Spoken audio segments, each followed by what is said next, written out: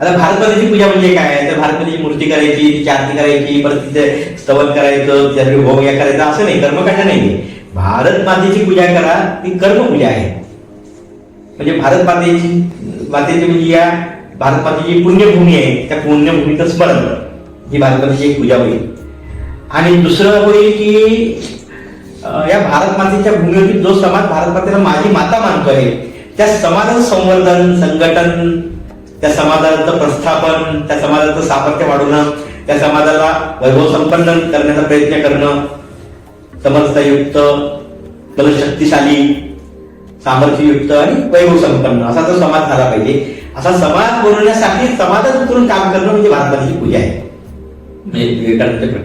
तर एखादा मठ केलं म्हणजे मोठी भारतमाता मठ मंदिर तयार केलं, तर घंट्या हे वाजवत नाही तर त्याला काही, कारण काय विवेकानंदांनी कर्माला खूप महत्व देतो. तुम्ही कर्म करा आणि कर्मात तुम्हाला जे काही मिळालं ते तुम्हाला आध्यात्मिक सुद्धा मिळेल. आणि म्हणून त्यांनी सांगितलं की तुम्ही भारतमातेचीच पूजा करा, भारतमातेला तुमच्या हृदय मंदिरात बसवा आणि स्वतःचे जीवन भारतमातेसाठी समर्पित करा.